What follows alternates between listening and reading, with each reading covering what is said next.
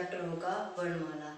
वर्णमाला चैप्टर से स्टार्ट करने से पहले यदि आप हमारे चैनल से नए हो तो आप हमारे चैनल को लाइक करें, सब्सक्राइब करें एंड शेयर करें।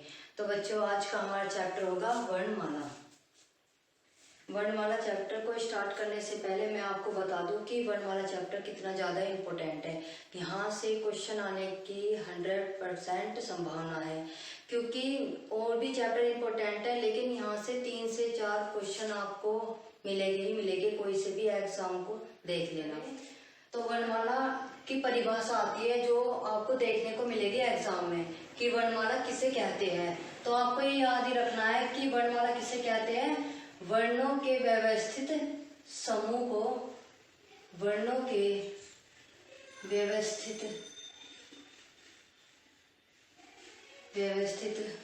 समूह को वर्णमाला कहते हैं।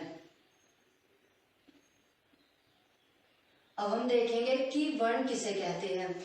यह आपको ऑप्शंस में सीधी डेफिनेशन ही देखने को मिलेगी। उसमें होगा कि वर्णमाला कहते हैं, तो ऑप्शंस में होगा वर्णों के व्यवस्थित समूह को, या फिर शब्दों के व्यवस्थित समूह को, या अक्षरों के व्यवस्थित समूह को। तो आपको याद रखना है किसे कहते हैं, वर्णों के व्यवस्थित समूह को वर्णमाला कहते हैं। अगर बात हम वर्ण की करें कि वर्ण होते क्या हैं, तो हम जानेंगे कि वर्ण क्या होते हैं, अक्षर क्या होते हैं और शब्द क्या होते हैं। तो जैसे एग्जाम्पल लो आप, मैं शब्द ही लिख रही हूं राम। शब्द, अक्षर और वर्ण। यहां से आपको क्लियर हो जाएगा कि वर्ण हम कहाँ पे कह सकते हैं, अक्षर कहाँ पे हो गए और शब्द कहाँ पर। अगर यहाँ पे मैंने लिया राम, अब यह राम क्या है, यह क्या है हमारा शब्द। अगर हम इसमें अक्षर की बात करें राम में, तो राम में अक्षर कितने होंगे, राम में अक्षर हो गए हमारे कितने, 2। एक तो रा और एक माँ। एक तो रा होगा और एक का क्या होगा, माँ। तो कुल कितने हो गए हमारे, 2 हो गए हमारे अक्षर। अगर हम बात वर्ण की करें तो राम में वर्ण कितने होंगे हमारे, 4। अब वे 4 कौन कौन से होंगे, अब आप देखो। अगर मैं यहाँ पे रा लूं, रा, अब रा को मैं ऐसे पूरा तो लिख नहीं सकती क्योंकि इसमें क्या है, आ। तो मुझे इससे आ निकालना होगा रा से। तो अगर आ निकालना होगा रा से तो इसमें हल चिन्ह लगाना होगा। इसको हल चिन्ह या हलंत भी बोलते हैं। अगर इसमें से हल चिन्ह निकाल दिया जाएगा तो आ उसमें रहेगा। जैसे कि इसमें आ है और इसमें माँ में क्या है, आ, और इसमें से मैंने हलंत लगाकर आ को बाहर निकाल दिया और आगे क्या है, आ। और आप सभी जानते हो आ प्लस आ बनने से क्या बनता है, बड़ा आ। तो इसे ऐसे भी लिख सकते हैं। फिर यहाँ पे होगा माँ। तो माँ तो पूरा नहीं लिख सकते, हमें इसमें क्या लगाना होगा, अगर आ बाहर निकालना तो हल चिन्ह लगाएंगे और प्लस आ। तो अब क्या हो गया, अब आप खुद गिनो कितने होंगे, 1 2 3 4। तो वर्ण की संख्या कितनी होगी, 4। अब आपके समझ में आ रहा होगा कि शब्द ये होते हैं, अक्षर ये होते हैं और वर्ण हमारे क्या होते हैं, ये। अगर बात हम यहाँ पे करने लगे कि वर्ण किसे कहते हैं, तो भाषा की सबसे छोटी इकाई को हम क्या कहेंगे, वर्ण। और आप खुद देखो, क्या हम रा को और भी तोड़ सकते हैं, रा से हमने खुद ही आ निकाल लिया, तो उससे छोटा तो कुछ होगा ही नहीं। तो इसलिए भाषा की सबसे छोटी इकाई क्या होगी हमारी, वर्ण। वर्ण भी कह सकते हैं हम, ध्वनि भी कह सकते हैं, बात तो एक ही है, लेकिन वर्ण कहाँ पे होगा और ध्वनि कहाँ पर, वो भी देखेंगे। अगर वर्ण की बात करें, भाषा की सबसे छोटी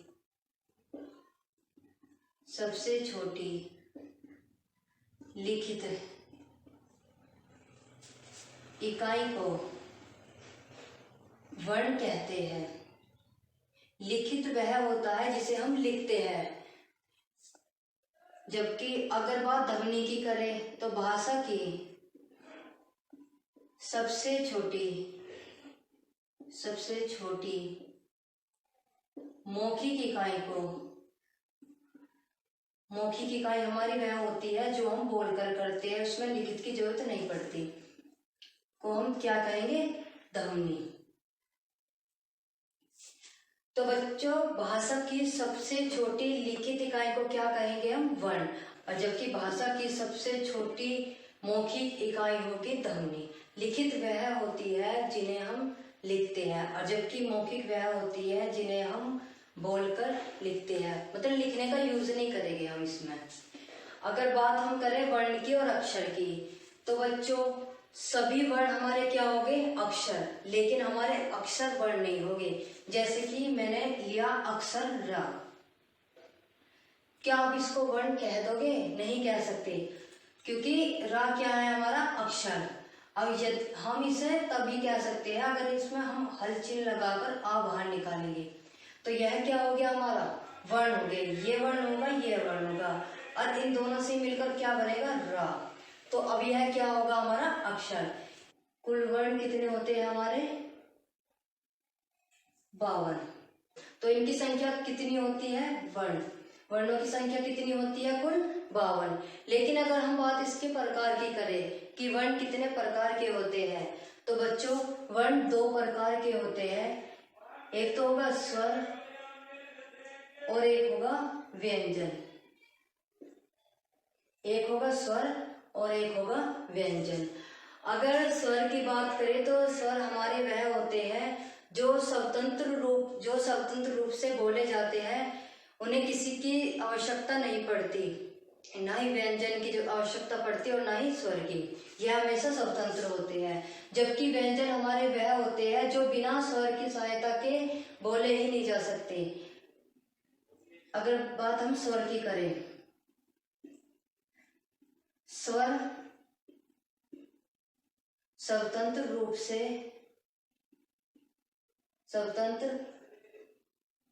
से बोले जाते हैं,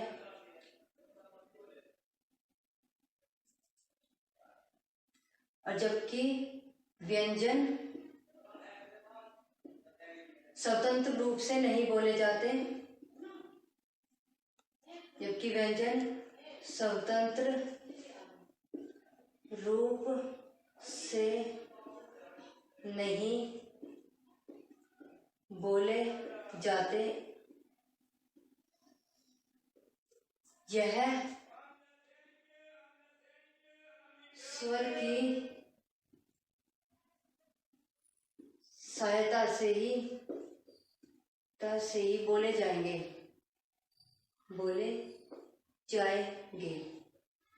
जैसा कि इसमें एग्जाम्पल लो स्वर का, इसमें लेके हम एग्जाम्पल आ, तो इसमें हम और कुछ लगा सकते हैं? नहीं लगा सकते। तो क्या होगा? यह स्वतंत्र हो गए।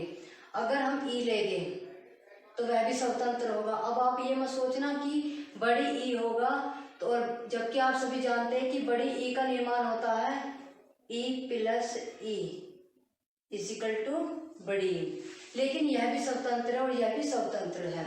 और जबकि व्यंजन की बात करें तो व्यंजन में अगर मैं का ले रही हूं, क्या लिया? का, तो यह क्या है? पहले तो ये समझ लो आप, यह है हमारा अक्षर। और अगर इसमें व्यंजन की बात करें तो इसमें से हमें वर्ण अगर हम अलग निकालें तो एक तो होगा हमारा का, इसमें हल चिन्ह लगा है, और एक होगा आ। तो इसमें क्या लिखा हुआ डेफिनेशन में? यह स्वतंत्र रूप से बोले नहीं जा सकते। तो स्वतंत्र रूप से है नहीं, क्योंकि इसमें किसकी आवश्यकता पड़ी? स्वर की। और आप जानते हो यह क्या हमारा स्वर। कोई भी आप व्यंजन लो, उसमें बिना स्वर के आप बना ही नहीं सकते, क्योंकि अगर स्वर नहीं होगा तो हम उसे स्वर ही तो बोलेंगे। व्यंजन तो तभी बनेगा जब उसमें स्वर हो। अगर हम बात बच्चों स्वरों के विभाजन की करें तो स्वरों का विभाजन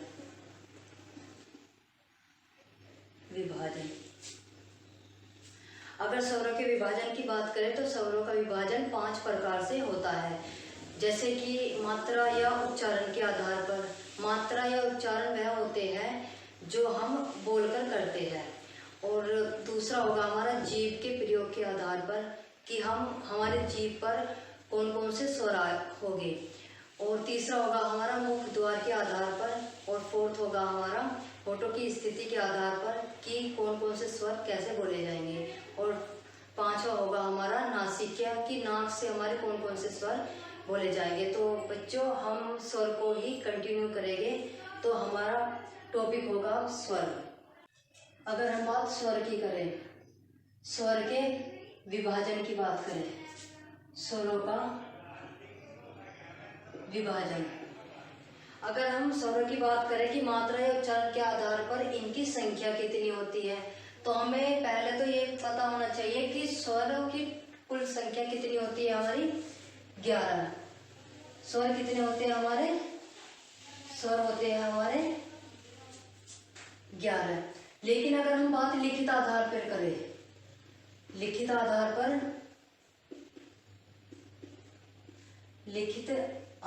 पर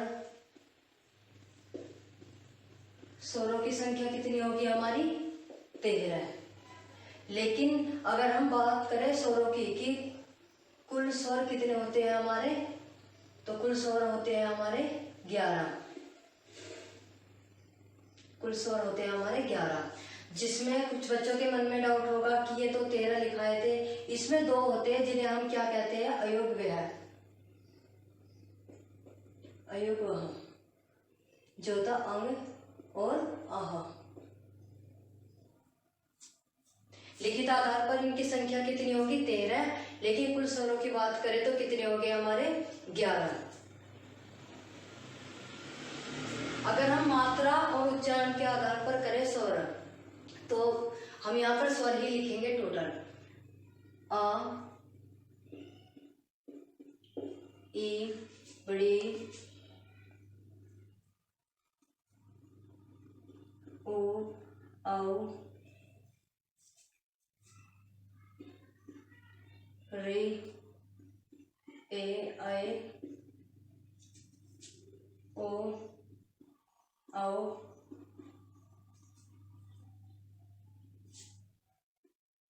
और आ। अगर बात हम ये हमारे क्या है स्वर, अगर हम बात इनकी मात्रा के आधार पर करें कि मात्रा के आधार पर स्वरों की संख्या कितनी होती है, तो बच्चों मात्रा के आधार पर स्वरों की संख्या कितनी होती है हमारी?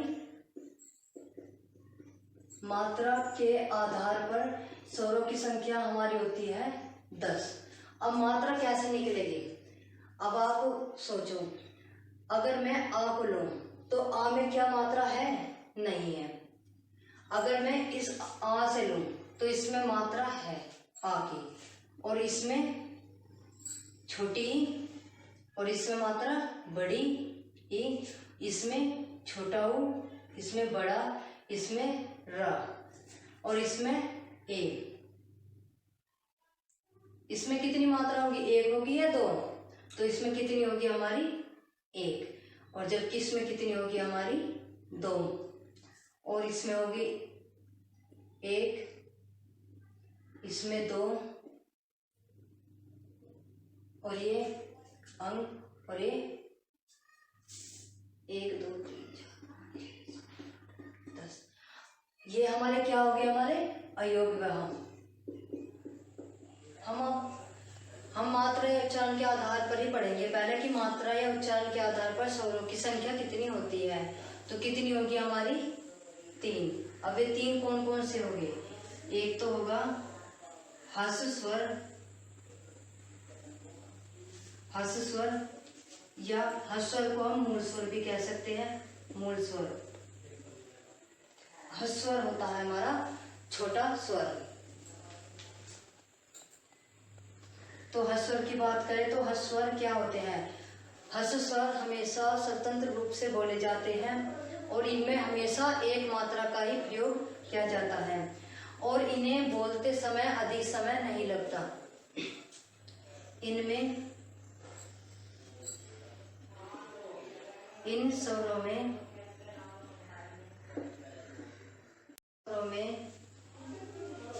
स्वरों में एक मात्रा का मात्रा का प्रयोग किया जाता है और ह्रस्व स्वर में हमेशा कम समय लगता है बोलने में। तो ये ह्रस्व स्वर हमारे कौन कौन से होंगे वे देखेंगे हम। अगर ह्रस्व स्वर की बात करें कौन कौन से होते हैं, तो ह्रस्व स्वर होते हैं हमारे ए, ई,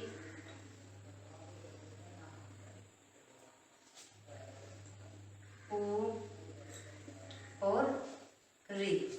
जैसे कि मैंने बताया कि इन्हें बोलने में कम समय लगता है, तो कम समय कैसे लगेगा आप देखो। अगर मैंने यहाँ पे ए लिया, क्या ए, तो इसका निर्माण किससे हुआ है, ए से ही हुआ है, तो इसमें कौन सी मात्रा होगी, बस एक ही होगी।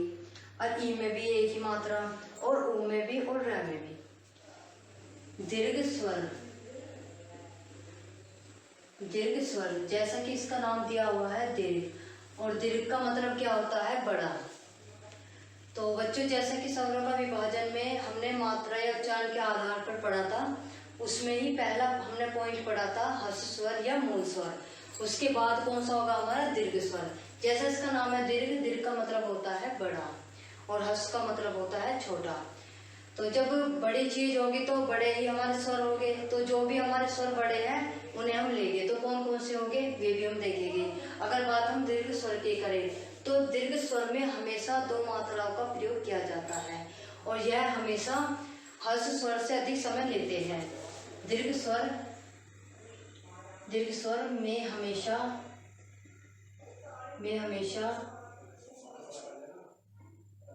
दो मात्राओं का प्रयोग किया जाता है और यह ह्रस्व स्वर से दुगना समय लेते हैं। अब इनमें दो मात्राओं का प्रयोग किया जाता है, होगे भी क्या हमारे स्वर। अब आप सोचो कि कौन कौन से हो गए। जब मूल स्वर हमारे कितने थे, चार। कौन कौन से थे मूल स्वर हमारे, ए, ई, उ और री। और जो भी हमारे बचे अयोग वाह को छोड़ के, अयोग वाह हमारे कौन कौन से, अंग और आ, उन्हें छोड़कर जो भी बचे हमारे वे क्या हो गए हमारे दीर्घ स्वर। तो दीर्घ स्वर हो गए हमारे आ, बड़ी, औ, ए, ऐ, और औ। ये हमारे क्या हो गए दीर्घ स्वर। होगा हमारा क्या, प्लुत स्वर, प्लुत स्वर। प्लुत स्वर हमारे वह स्वर होते हैं जो दीर्घ स्वर से अधिक समय लेते हैं, जो दीर्घ स्वर से अधिक समय लेते हैं और यह हमेशा क्या हो गए डबल, यह हमेशा डबल हो गए। अब कैसे हो गया, अब आप देखो। जैसे कि मैंने कोई अक्षर लिया, दिल्ली, शब्द लिया मैंने दिल्ली। दिल्ली में ल और आ और एक ल, तो ये क्या हो गया डबल, तो वह हमारे क्या हो गए प्लुत स्वर। प्लुत स्वर की यह पहचान है कि यहाँ पर एक अक्षर तो शुरू का पूरा होगा, लास्ट का भी पूरा मिलेगा, जो भी आपको इसके बीच में डबल मिले वह हमारा प्लुत स्वर में होगा। जैसे दिल्ली, दिल्ली, डिब्बा, डिब्बा। इस तरह के जो भी आपको आदि, इस तरह के आपको जो भी एग्जाम्पल मिलेंगे उसमें बस आपको यह पहचान करनी है कि उसमें आपको शुरू का जो वर्ण दिया हुआ है, अक्षर दिया हुआ है और लास्ट में अक्षर दिया हुआ है, उसके बीच में जो भी आपको डबल दिखाई दे तो वह आपका क्या होगा प्लुत स्वर होगा। और दीर्घ स्वर को आप पहचान ही जाओगे। आपको एग्जाम में यही देखने को मिलेगा कि हमारा क्या है, ऑप्शंस में होगा प्लुत स्वर है या दीर्घ स्वर है या मूल स्वर है या इनमें से कोई नहीं। तो आपको क्या आंसर देना है, तो वह क्या होगा हमारा दीर्घ स्वर। इस तरह से ही जो भी आपको प्लुत स्वर का एग्जाम्पल मिलेगा कि दिल्ली, दिल्ली क्या है, तो दिल्ली हमारा क्या होगा प्लुत स्वर। और नेक्स्ट पॉइंट होगा हमारा स्वरों के विभाजन में जीव के प्रयोग के आधार पर स्वर का विभाजन, आधार पर स्वरों का विभाजन। तो बच्चों इसे हम करेंगे आपकी नेक्स्ट क्लास में।